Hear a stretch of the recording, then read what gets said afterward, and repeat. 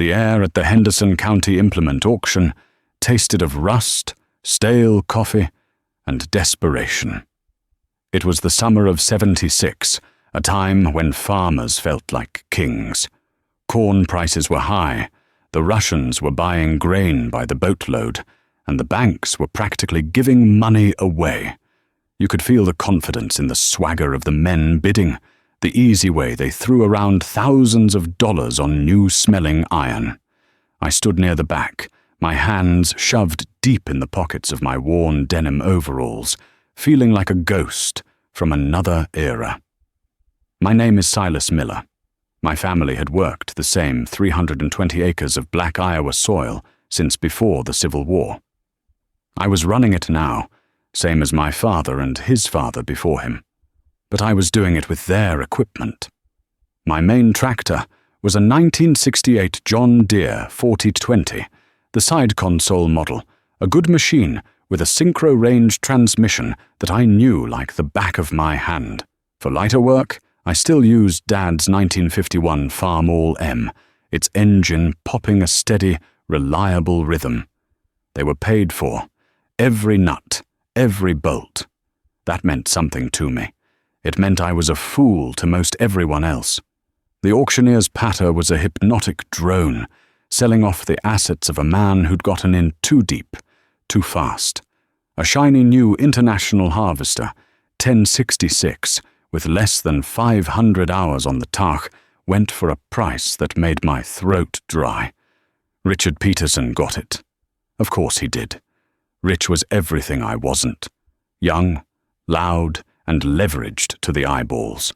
He'd inherited the farm next to mine 5 years back and had immediately mortgaged it to buy the 2 sections on his other side. He drove a new Ford pickup with air conditioning and an 8-track player. He farmed with brand new equipment, trading it in every 2 years, always chasing the latest, biggest, and fastest machine. He saw debt as a tool, an engine for growth. I saw it as a yoke. He swaggered over, a smug grin on his face, clapping a neighbor on the back. "Gotta keep up with the times, boys," he boomed, loud enough for me to hear. "Get big or get out. You can't make money with museum pieces." His eyes flicked over to me, a glint of pity and contempt in them. I just chewed on the stem of wintergreen I was holding and watched the auction move on. They were down to the odds and ends now, the stuff that had been pushed to the back fence row and forgotten, the real junk, and then they dragged it out. It was a monster. A Massey Ferguson SAF 510 combine, one of the first of the super combines from the late 60s.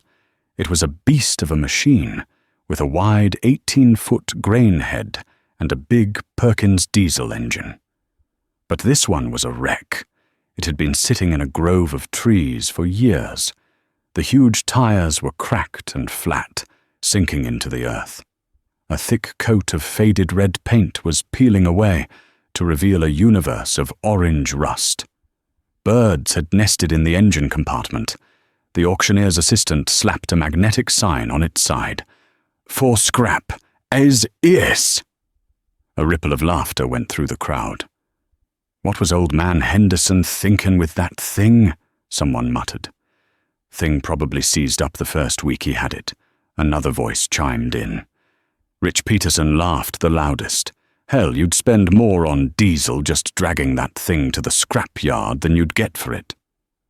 The auctioneer, a man named Henderson himself, a cousin to the farmer whose life was being sold off piece by piece, looked embarrassed.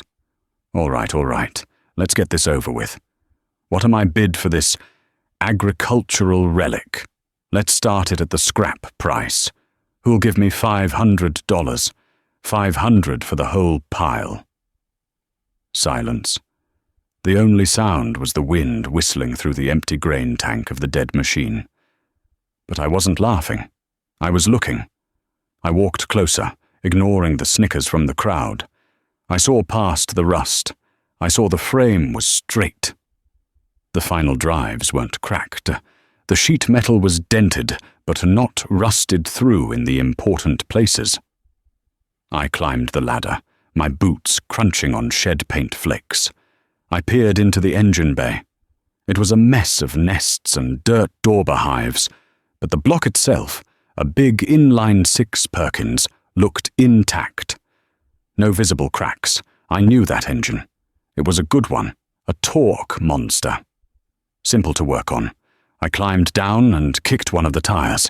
It was as hard as a rock. I walked around to the back and inspected the chopper and the straw walkers. Everything was frozen solid with rust, but it was all there. Nothing had been cannibalized for parts. "400 then," the auctioneer pleaded, "just to get it off the property. $400, boys. You'll make that back on the tires if you can get 'em off." Rich Peterson caught my eye. "Thinking of getting a new planter, Silas?" he called out, his voice dripping with sarcasm. "You could probably melt this thing down and make a few hundred row units out of it."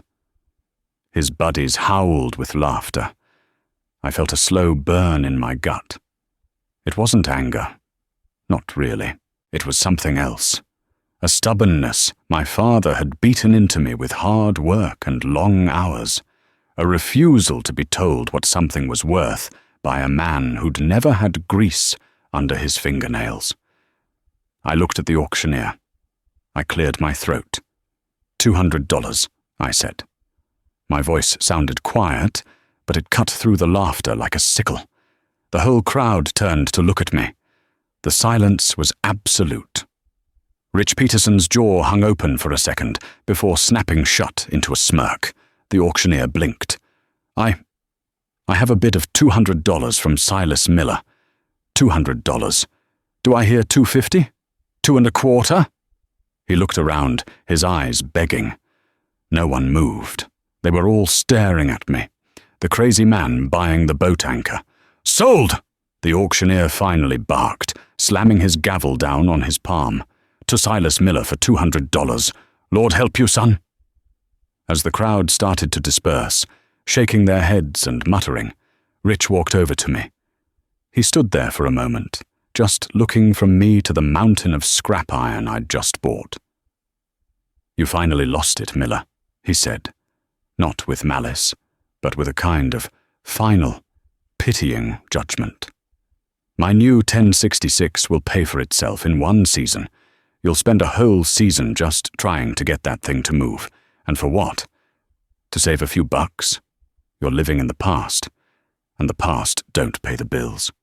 I just looked him in the eye. "My bills are paid, Rich." He just shook his head and walked away, a king returning to his court.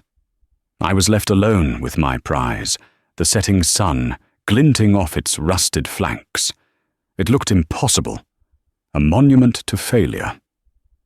But deep down, in that quiet place where a farmer's hope lives, I felt a spark. I'd bought more than a combine. I'd bought a challenge. Before I tell you about the hell I went through just to get that machine home, let me ask you all something. Have you ever bought something everyone else called junk, a car, a tool, a piece of furniture, only to find a hidden treasure inside? Let me know in the comments below. I'm curious to hear your stories, because I read every single one. Getting that Massey Ferguson home was a battle of inches. It took me 3 days. First, I had to get air in the tires. The valve stems were rusted shut. I spent the better part of an afternoon with a can of penetrating oil, a wire brush, and a pair of vice grips, working each one free. The rubber was so cracked, I was sure they'd blow. But somehow, with my old PTO-driven air compressor chugging away on the back of the 4020, they held. They bulged and hissed, but they held. The steering was seized solid. The tie rods looked like they'd been welded to the axles by a decade of rust. I ended up disconnecting the main hydraulic steering cylinder and chaining the front axle straight. I'd have to drag it home like a sled. The biggest fight was the brakes. They were locked up tighter than a banker's wallet. I crawled underneath with a 5-pound sledgehammer and a steel drift. banging on the brake actuators until my arms felt like jelly. Finally, with a groan that sounded like the earth splitting open, one wheel broke free, then the other. I backed up my 1965 Chevy C60 grain truck, a stout old girl with a 327 V8 and a 2-speed rear end. I didn't own a trailer big enough for this beast, so I had to tow it. I fabricated a tow bar out of some heavy channel iron I had in my scrap pile, bolting it directly to the combine's massive frame. It was a clumsy, dangerous setup, but it was all I had. The 8-mile trip home was the longest 8 miles of my life. I put my wife, Mary, in the cab of the 40-20 to follow me with flashers on. I couldn't go more than 5 miles an hour. The combine swayed and groaned behind the Chevy, its immense weight testing the old truck's brakes on every slight incline.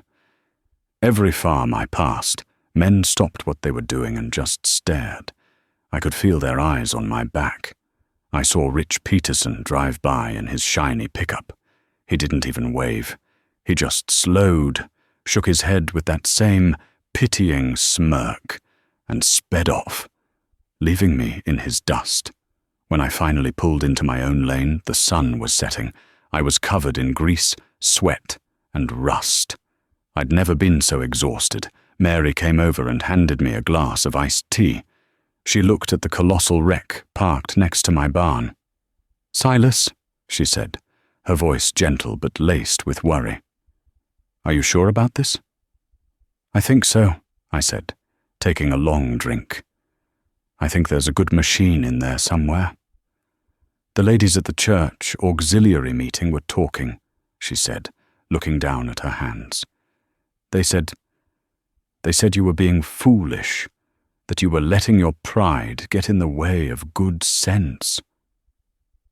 "Let them talk," I said, though my gut clenched. "Their husbands are the ones paying 20% interest at the bank. I'm not." That winter, the barn became my sanctuary and my prison. The first snow fell, and the wind howled outside.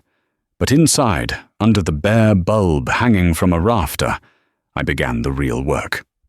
The teardown. I drained what was left of the oil. It came out like black sludge, thick and gritty. I pulled the injectors, labeling each one. Then came the valve cover, the intake, and the exhaust manifold. The head was the first major obstacle. The head bolts were rusted tight. I put a 6-foot cheetah pipe on my biggest breaker bar and threw my entire weight against it. The bolt didn't budge.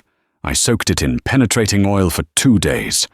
I heated the block around it with a torch until it was cherry red, then hit the head of the bolt with a hammer to shock the threads. I put the pipe back on and pulled again. This time, with a screech that set my teeth on edge, it broke free. I repeated the process 17 more times. It took a week.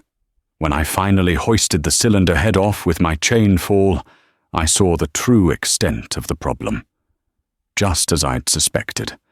The exhaust flap had rusted open, and for years, rain and snow had dripped right down the pipe, into the manifold, and through an open exhaust valve into the number 5 cylinder. The cylinder wall was a solid wall of pitted rust.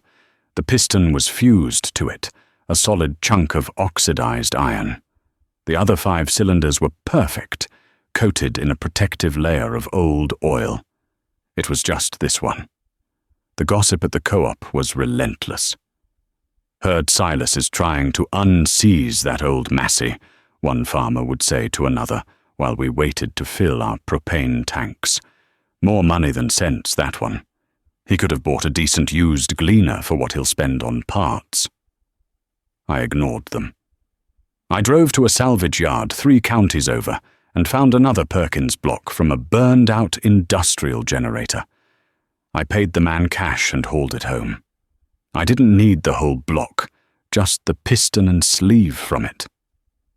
Back in my shop, I built a press out of an old hydraulic jack and some I-beams, and carefully pressed the rusted sleeve out of my combine's engine block. The sound it made coming out was like a dying breath. I spent weeks with a hone, cleaning the bore where the new sleeve would go, measuring it with micrometers until it was perfect. I cleaned every piston, checked every ring. I ordered a new gasket set from a dealer in Des Moines. Slowly, painstakingly, piece by labeled piece, the engine started to go back together. It was a lonely, thankless job.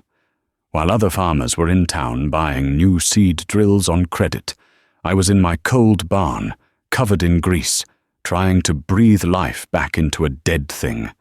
The spring of 1977 arrived, and with it, a sense of urgency. I had the engine reassembled, but it was far from ready. I had to rebuild the starter, rewire the entire machine, and replace every single fuel line. The biggest job, however, was the grain head. The 18-foot header was too wide and clumsy for my terraced fields, so I decided to build my own. I bought 2 old 10-foot John Deere grain heads at another auction. In my shop, I cut them both apart with a cutting torch, sparks flying in the dim light. I laid out the pieces on the concrete floor like a giant puzzle. Using my Lincoln stick welder, I began fabricating a single, 13-foot rigid header, the perfect size for my operation. I reinforced the frame, rebuilt the sickle bar drive, and adapted the mounting plates to fit the Massey Ferguson. It was custom work, slow and precise. It cost me nothing but time, welding rods and electricity. By June it was ready. The combine was whole again. The engine gleamed with new paint. The custom-built header was mounted, looking strange but strong. I filled the tank with fresh diesel, bled the fuel lines, and hooked up 2 new heavy-duty batteries. I took a deep breath, climbed into the operator's seat, and turned the key. The starter groaned, turning the big engine over slowly. Once, twice. It felt impossibly heavy. On the 3rd turn, a puff of white smoke coughed from the exhaust stack. On the 4th, another puff. I gave it a little shot of ether. And then it happened. With a roar that shook the rafters of the barn, the Perkins diesel fired. It sputtered, coughed, and then settled into a rough, hammering idle, belching a thick cloud of black smoke and rust flakes out of the stack. It was the most beautiful sound I had ever heard. I sat there for a minute, my hands trembling on the steering wheel, just listening to the sound of my victory. The world outside my farm lane, however, was moving at a different speed. The mid-70s were a boom time unlike any other. Grain prices stayed high, land values doubled, then doubled again.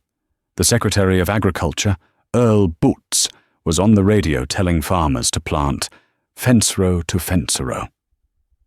The talk at the diner wasn't about the weather. It was about interest rates and expansion. Rich Peterson was the king of this new era. He'd bought another quarter section, this one for a price per acre that made my father turn in his grave. He traded in his nearly new 1066 for a brand new International 1486, and then, for fall tillage, he bought a massive articulated Steiger 4-wheel drive tractor. He was farming over 1,000 acres now. His operation was a gleaming testament to modern, leveraged agriculture. He had 2 full-time hired hands. His wife drove a new station wagon. He'd sometimes see me out in the field, chugging along on my 40-20, or cultivating with the old Farmall M. He'd wave, but it was the wave you give a child or an old man, a gesture of polite dismissal. He stopped by the farm one day, his new truck idling in my lane, its air conditioning humming.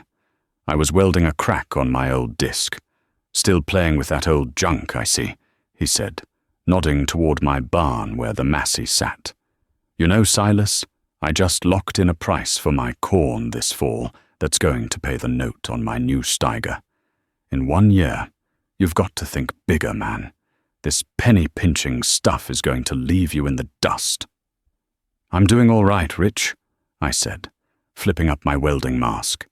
"Are you?"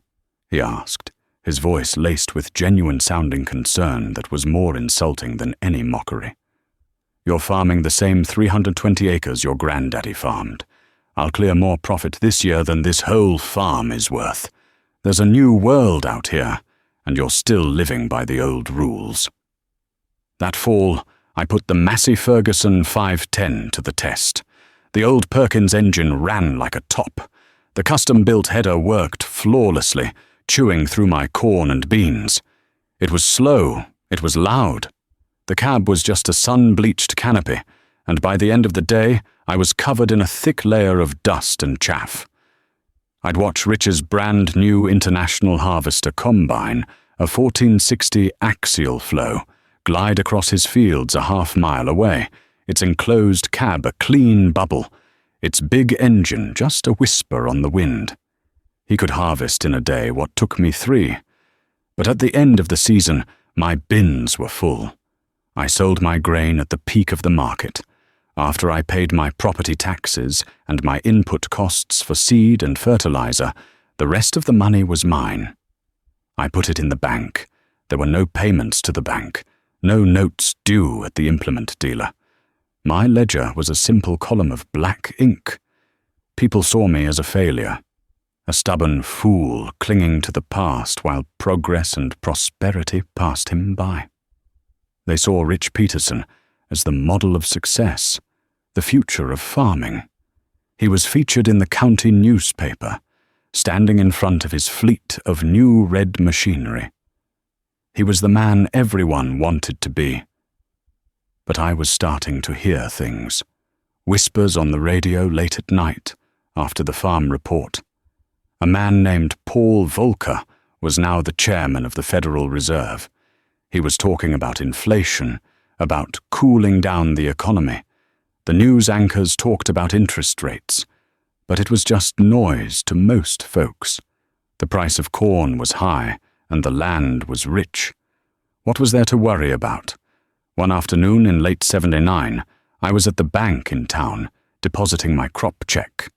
Rich was there too, at the loan officer's desk, laughing and signing a thick stack of papers. "Another 160 acres just came up for sale, Frank," Rich said to the banker, his voice booming across the lobby. "Got to grab it before someone else does. Don't worry about the interest rate. When corn is this high, the loan pays for itself." The banker, a man named Frank, who I'd known my whole life, forced a smile. But I saw something in his eyes, a flicker of nervousness, a tightness around his mouth. As Rich left, slapping Frank on the back, the banker looked over at me. He saw my simple deposit slip. He knew my farm was free and clear. "You're a smart man, Silas," he said, his voice barely above a whisper. I walked out of the bank and into the bright autumn sunshine. I looked at my old, paid-for pickup truck. I thought about my old, paid-for machinery sitting in my shed. And then I looked down the road, where Rich Peterson was climbing into his new, financed truck, on his way to his new, financed land. A cold wind blew through town, kicking up dust and dead leaves, and for the first time, I felt a deep, chilling premonition that the world we all knew was about to be torn apart. The boom was about to end, and I had a feeling that the only thing that would matter when it did was not how much you owned, but how little you owed. The summer of 1980 arrived like a judgment. The sky turned a pale, hazy white and stayed that way. The rain stopped in May and simply never returned. By July, the corn leaves, which should have been broad and dark green, were curled tight like cigars, a dusty grey-green colour, trying to hold on to what little moisture they had left. The ground in my fields cracked open in patterns that looked like a dry riverbed. Every morning I'd walk out to the edge of the porch, look at that merciless sky, and feel a knot tighten in my stomach. A drought doesn't care if your machinery is new or old. It starves everyone the same. The heat was relentless, a physical weight that pressed down on the land. The cicadas buzzed in a constant, high-pitched drone from morning till night, the sound of the earth itself being cooked. The talk at the co-op turned grim. Men who had bragged about their yields the year before now stood in sullen silence, staring at the heat shimmering off the asphalt. The only thing hotter than the weather was the news from the Federal Reserve. Interest rates were climbing, not by quarters of a point, but by whole percentage points at a time. The prime rate hit 15%, then 18%. The number was so abstract, so impossibly high, that most farmers just shook their heads, unable to comprehend what it meant for the variable rate loans they'd signed so eagerly just a few years before. One afternoon, I was trying to get a little cultivating done, scraping the weeds that were tougher than the corn, when I saw trouble over at Rich Peterson's place. His giant Steiger four-wheel drive, his pride and joy, was sitting dead still in the middle of a field, a plume of black smoke frozen against the white sky. A few minutes later, the dealer's service truck came screaming down the gravel road. I watched from the seat of my Farmall M as two men in clean uniforms worked on the tractor for hours, their movements frantic under the punishing sun. Later that evening, I saw Rich at the gas station. His face was pale under his tan, and his eyes were shot with red. He looked 10 years older than he had in the spring. "What happened to the Steiger?" I asked, keeping my voice neutral. He kicked at a loose piece of gravel. "Hydraulic pump went out," he grumbled. "Took out the whole planetary gear set on the right side. The dealer says it's a factory defect, but of course it's 3 months out of warranty." He let out a bitter laugh. "They flew the parts in from Fargo. You know what that bill is going to be? $12,000 for a part that shouldn't have failed in the first place." I just nodded. $12,000 was more than I'd paid for my 4020, my Chevy truck, and the Massey combine put together. "And the fuel," he went on, his voice cracking a little. "Diesel's over $1 a gallon. That thing burns 30 gallons an hour under a heavy load. It's eating me alive, Silas, just eating me alive." He looked over at my old pickup. "How do you do it? How do you make it work with this old junk?" "My costs are low," I said simply. "And when something breaks, the part I need is usually sitting in a salvage yard waiting for me." He just shook his head and drove off. The swagger was gone. All that was left was a man standing on a trap door, and he was just starting to feel the hinges give way.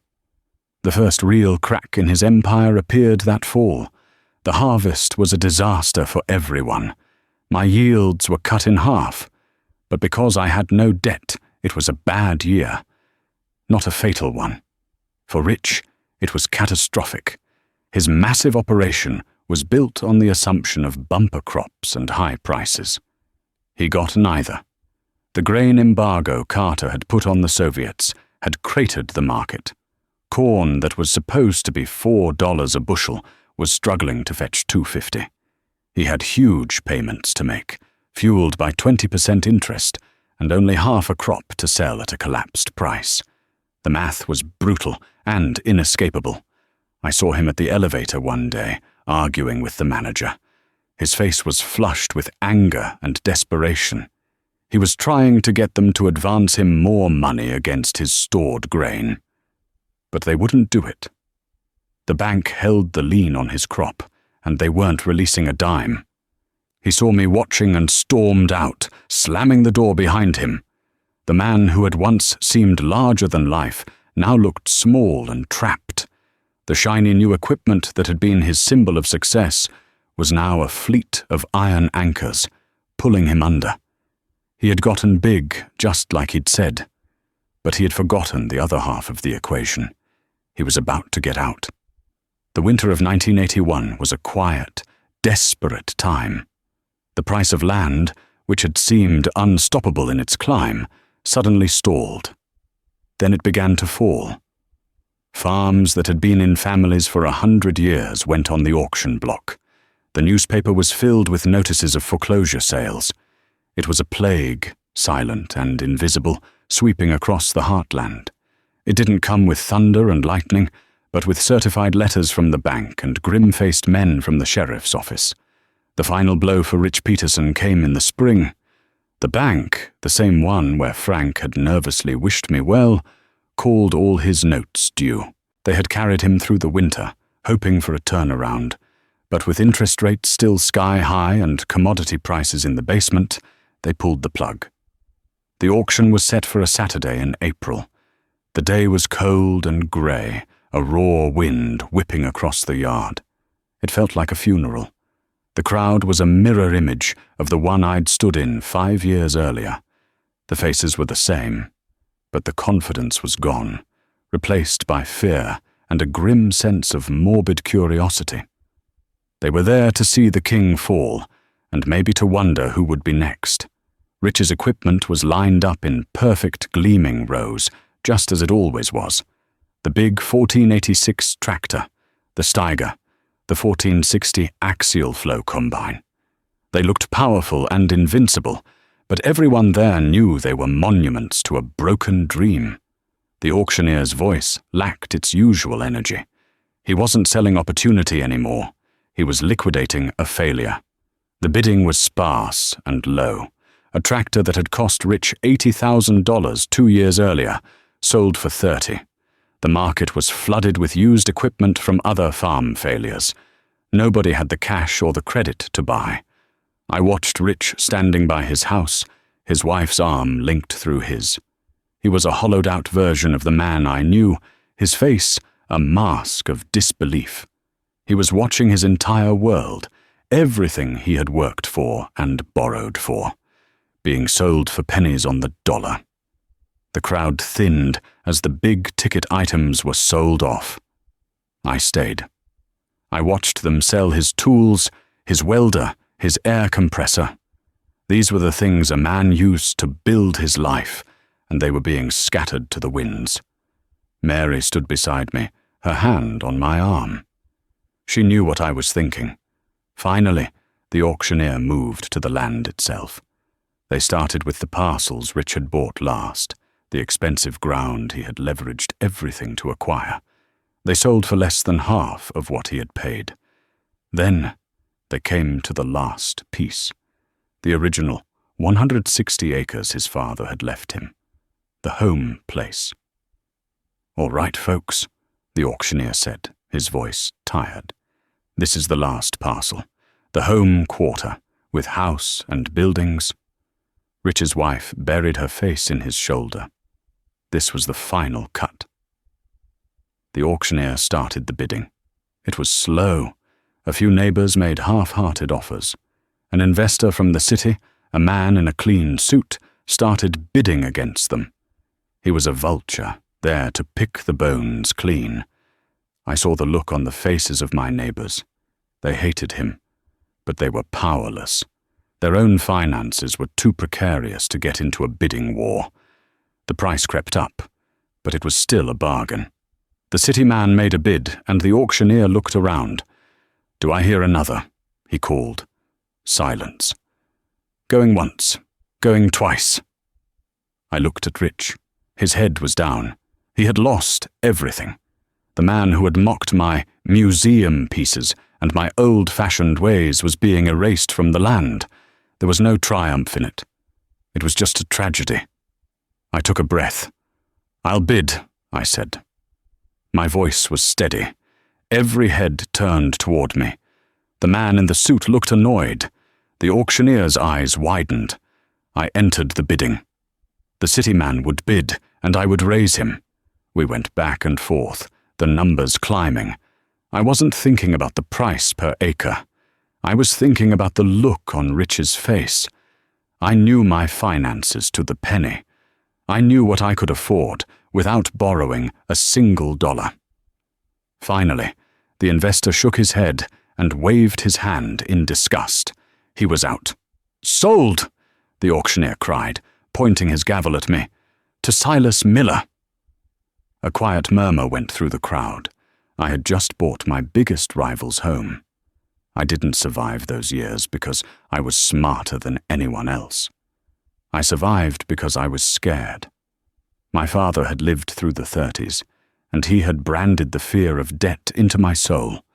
While everyone else was borrowing to expand, I was in my shop, learning how to fix what I already had. While their combines sat idle, waiting for a $5,000 computer board, my old Massey kept running because I could fabricate a new bearing housing myself or rebuild a hydraulic cylinder on my lathe. My income was lower, but my outgo was almost nothing. The drought hurt, the low prices hurt, but the 21% interest rates never touched me. My farm was an island of black ink in a sea of red. My vindication wasn't loud or boastful. It was the quiet hum of my paid-for tractor in the field, the sight of my full grain bins when my neighbors were empty, and the simple, profound peace of sleeping through the night without worrying about a letter from the bank. After the auction, after the crowd had left, and the last of Rich's life had been hauled away by strangers, I walked over to him. He was sitting on the steps of the house that was no longer his. He didn't look up. "I'm sorry, Rich," I said. He finally looked at me, his eyes empty. "You won, Silas. You were right all along. I was a fool." "No," I said, sitting down beside him. "You weren't a fool. You just believed the song everyone was singing. It was a good song for a while." I pulled a piece of paper from my pocket.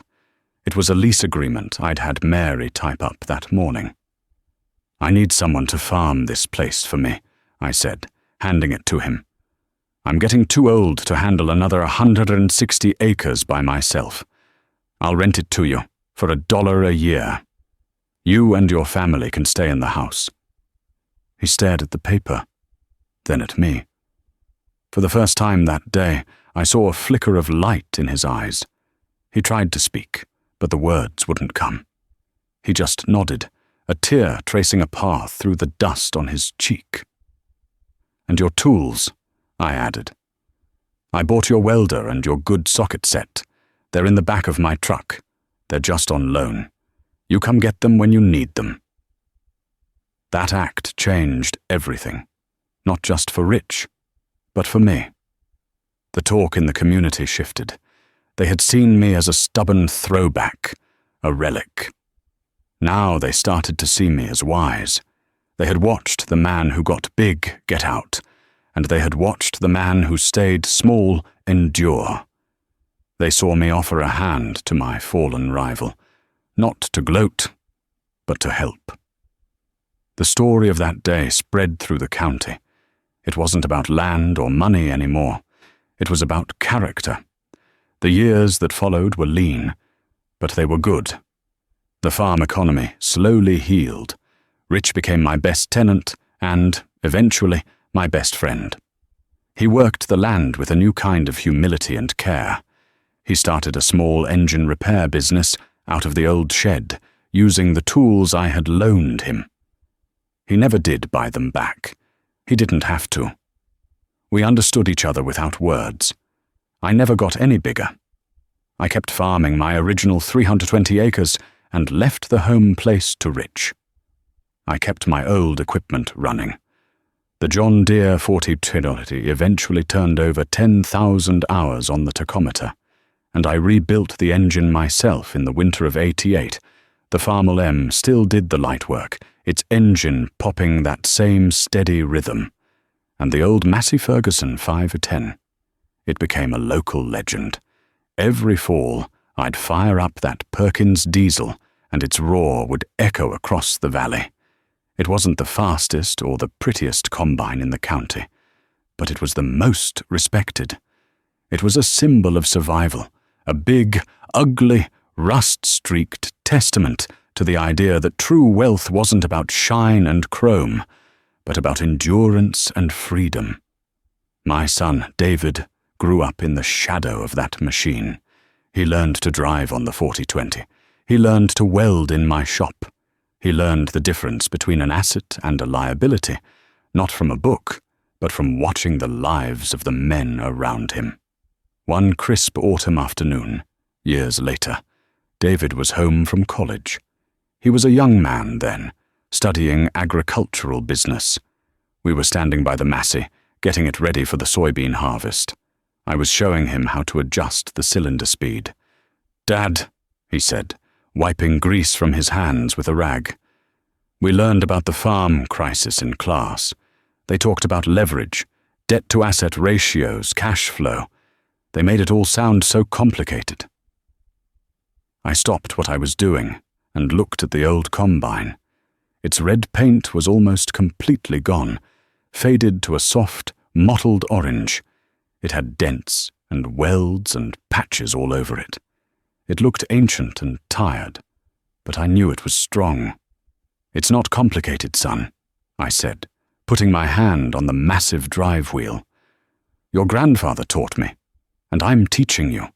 It all comes down to this. Don't ever let a banker own your harvest before it's even in the ground. Don't ever bet the farm on the weather or the price of corn, because you can't control either one. And don't ever buy something you can't pay for and can't fix yourself." I patted the combine's dusty flank. This old machine taught me the most important lesson of all. It's not about how much you can build. It's about how much you can withstand. Strength isn't in the size of your engine, son. It's in the depth of your roots. He looked at me, then at the combine, and I saw in his eyes that he understood. He understood the sweat and busted knuckles, the lonely winter nights in the shop, the quiet satisfaction of making something broken work again. He understood that this pile of iron wasn't just a machine. It was our family's story. It was the legacy I would leave him, a legacy not of acres or dollars, but of a hard-won, simple, and unshakable freedom. And as the sun began to set, casting long shadows across the stubble fields, I knew it was a legacy that would last.